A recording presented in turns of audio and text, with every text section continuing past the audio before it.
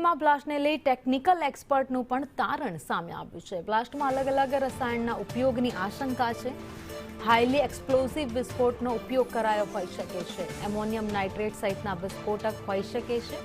આ વપરાય હોવાની આશંકા વ્યક્ત કરાઈ છે। તો જમીનથી ઉપર વિસ્ફોટ થાય તો ખાડો પડતો નથી। શોકવેવને કારણે આસપાસમાં ડેમેજ થયું હોઈ શકે છે।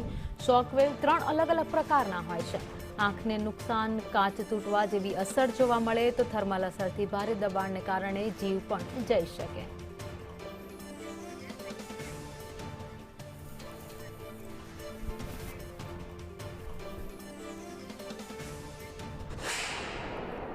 તો ટેકનિકલ એક્સપર્ટ મિથિલેશ પટેલ અમારી સાથે જોડાઈ ગયા છે। મિથિલેશ, સંદેશ ન્યૂઝમાં આપનું સ્વાગત છે।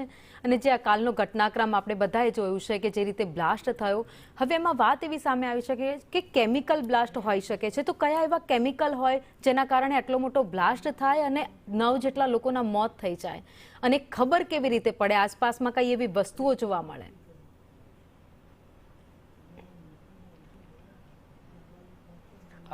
જે તરહે વાત કરીએ આપણે, તો જે રીતના બ્લાસ્ટ થયો છે તો એની અંદર તમને હું જણાવું કે એમોનિયમ નાઇટ્રેટ એટલે એમોનાઇઝ બેઝના જેટલા બી વસ્તુ છે એ એક્સપ્લોઝિવ કેટેગરીમાં આવે છે અને કન્ટેન્ટ્સ અલગ મિક્સઅપ કરવાનું હોતું હોય છે।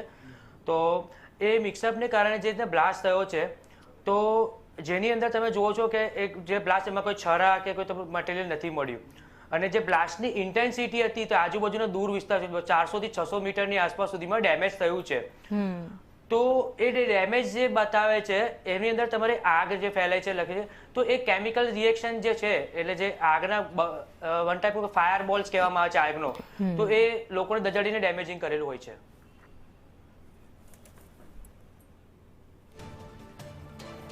મિથિલેશ, આપ અમારી સાથે જોડાયા, આપનો આભાર।